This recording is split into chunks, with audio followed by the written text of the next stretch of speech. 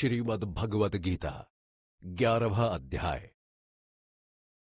इस अध्याय में अर्जुन के प्रार्थना करने पर भगवान ने उसे अपने विश्व रूप के दर्शन कराए हैं, अर्थात अपने भीतर देवता, मनुष्य, पशु, पक्षी आदि समस्त चराचर प्राणियों तथा अनेक आश्चर्यप्रद दृश्यों सहित संपूर्ण ब्रह्मांड को दर्शाया है। अध्याय के अधिकांश में केवल इसी विश्व रूप का तथा उसके स्तवन का ही प्रकरण है, अतः इसका नाम विश्व रूप दर्शन योग रखा गया है। पिछले अध्याय में अर्जुन के आग्रह के फल स्वरूप भगवान ने उससे अपनी दिव्य विभूतियों एवं योग शक्ति का विस्तृत वर्णन किया था और अंत में योग शक्ति का प्रभाव जतलाते हुए समस्त ब्रह्मांड को अपने एक अंश में ही धारण किया हुआ बतलाया था। इस प्रसंग को सुनकर अर्जुन के मन में उस विराट स्वरूप के, जिसके केवल एक अंश में ही निखिल विश्व स्थित है, प्रत्यक्ष देखने की इच्छा उत्पन्न हो गई। अतः वह उनसे विश्व रूप के दर्शन कराने की प्रार्थना करता हुआ कहता है। अर्जुन उवाच मदनुग्रहाय परमं गुह्यमध्यात्म संगितम् यत्वयोक्तम वचस्तेन मोहोयम विगतो मम। पदच्छेद। अर्जुनः यानी अर्जुन उवाच बोला, मदनुग्रहाय अर्थात मुझ पर अनुग्रह करने के लिए, परमम यानी परम, अति, गुह्यम अर्थात गोपनीय, अध्यात्म संगितम अर्थात ब्रह्म विषयक, यत् यानी जो, त्वया यानी तुमसे, उक्तम कहा गया है, वचः यानी वचन उपदेश, तेन यानी उससे, मोह अर्थात अज्ञान, अयम यानी यह, विगतः अर्थात नष्ट हो गया है, मम यानी मेरा। अनुवाद। अर्जुन बोला, हे भगवान, मुझ सर्वथा अयोग्य एवं अनधिकारी पर कृपा करने के लिए आपने ब्रह्म विषयक, ऐश्वर्य स्वरूप तत्व संबंधी अत्यंत रहस्यात्मक जो उपदेश दिया है, उससे मेरा यह अज्ञान कि आप एक सर्वसाधारण मनुष्य ही हैं, पूर्णतः नष्ट हो गया है। भवाप्ययो ही भूतानां श्रुतो विस्तर्शो मया त्वतः कमलपत्राक्ष महात्म्यमपि चाव्ययम्। पदच्छेद।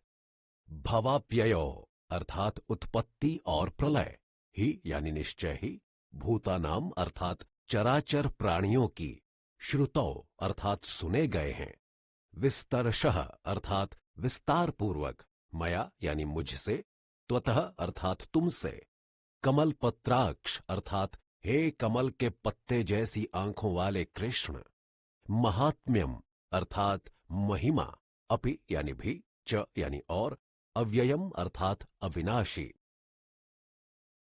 अनुवाद। हे कमल नेत्र कृष्ण, निश्चय ही मैंने समस्त चराचर प्राणियों की उत्पत्ति एवं विनष्टि को आपसे विस्तार पूर्वक सुना है तथा आपकी अविनाशी महिमा को भी सुना है। एवमेतद्यथाथ त्वात्मानं परमेश्वर द्रष्टुमिच्छामि ते रूपमैश्वरम पुरुषोत्तम। पदच्छेद।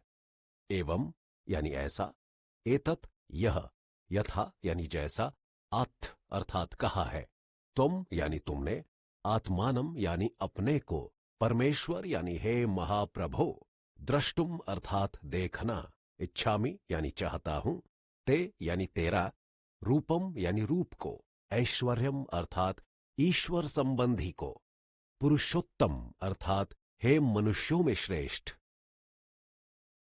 अनुवाद। हे महाप्रभो, आपने अपने विषय में जैसा कहा है वह वैसा ही है, अर्थात वह पूर्णतया यथार्थ है, उसमें मुझे कोई शंका नहीं है। फिर भी हे मानव श्रेष्ठ, मैं आपके सर्वशक्तिमान, सर्वव्यापी तथा असीम ज्ञान, बल, गुण एवं तेजोमय ईश्वर रूप को उसके अदृष्ट पूर्व होने के कारण कुतूहलवश एक बार प्रत्यक्ष देखना चाहता हूं।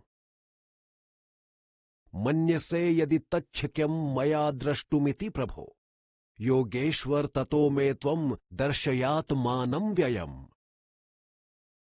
पदच्छेद मन्यसे अर्थात मानते हो, यदि यानी अगर, तत् यानी वह, शक्यम अर्थात संभव है, मया यानी मेरे द्वारा, द्रष्टुम यानी देखा जाना, इति यानी ऐसा, प्रभो यानी हे सर्वसमर्थ, योगेश्वर यानी हे योगाधिराज, ततः यानी तो, में यानी मुझे, त्वम यानी तुम, दर्शय अर्थात दिखाओ, आत्मानम यानी अपने स्वरूप को, अव्ययम अर्थात अविनाशी को। अनुवाद। हे उत्पत्ति स्थिति सहृति तथा अंतर्यामी रूप से शासन करने वाले सर्वसमर्थ कृष्ण, मेरे द्वारा आपका वह ईश्वर रूप देखा जाना संभव है, ऐसा यदि आप मानते हैं तो हे योगाधिराज, आप अपने उस अविनाशी स्वरूप का कृपया मुझे दर्शन कराएं। श्री भगवानुवाच। पश्य मे पार्थ रूपाणि शतशोऽथ सहस्रशः, नानाविधानि दिव्यानि नानावर्णाकृतीनि च।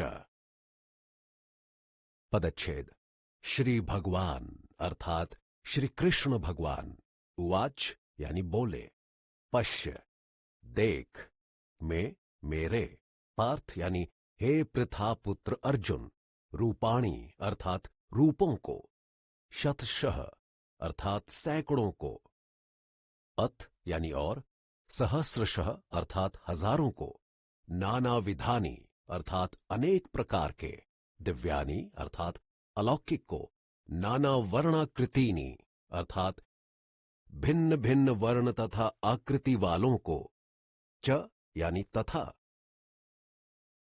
अनुवाद। उपरोक्त प्रकार से अर्जुन के प्रार्थना करने पर श्री कृष्ण भगवान बोले, हे पृथा पुत्र अर्जुन, अब तू मेरे सैकड़ों हजारों अनेक प्रकार के और भिन्न भिन्न वर्ण तथा विविध आकृतियों वाले अलौकिक रूपों को देख। पश्यादित्यान वसून रुद्रान शिवनो मरुत्स्तथा बहुन्य दृष्ट पूर्वाणि पश्चाश्चर्याणि भारत। पदच्छेद पश्य यानी देख, आदित्यान यानी अदिति के पुत्रों को, वसून अर्थात वसुओं को, रुद्रान अर्थात रुद्रों को, अश्विनो अर्थात दोनों अश्विनी कुमारों को, मरुतः अर्थात मरुदगणों को, तथा यानी और, बहुनी यानी बहुत से, अदृष्ट पूर्वाणी अर्थात पहले ना देखे हुओं को, पश्य यानी देख, आश्चर्याणि अर्थात आश्चर्यमय रूपों को, भारत अर्थात हे भरतवंशी अर्जुन। अनुवाद। हे भरतवंशी अर्जुन, मुझ में 12 आदित्यों अर्थात अदिति के 12 पुत्रों को, 8 वसुओं को, 11 रुद्रों को, दोनों अश्विनी कुमारों को और 49 मरुदगणों को देख, तथा और भी बहुत से पहले कभी न देखे हुए आश्चर्यमय रूपों को देख। इहैक्स्थम जगत्कृत्सनम पश्याद्य सचराचरम, मम देहे गुडाकेश यच्चान्यध द्रष्टुम इच्छसे। पदच्छेद इह यानी इसमें, एक स्तंभ अर्थात एक जगह स्थित हुए को, जगत यानी संसार को, कृत्स्नम अर्थात संपूर्ण को, पश्य यानी देख, अद्य यानी अब, सचराचरम अर्थात स्थावर जंगम सहित को, मम यानी मेरे, देह शरीर में, गुडाकेश अर्थात हे नींद को जीतने वाले अर्जुन, यत यानी जो, च यानी भी, अन्यत अर्थात और, द्रष्टुम यानी देखना, इच्छसी अर्थात चाहता है। अनुवाद। हे निद्राजयी अर्जुन, अब तू मेरे इस शरीर में एक ही स्थान पर स्थित स्थावर जंगम सहित संपूर्ण जगत को देख, तथा और भी जो कुछ युद्ध परिणाम आदि देखना चाहते हो सो भी देख।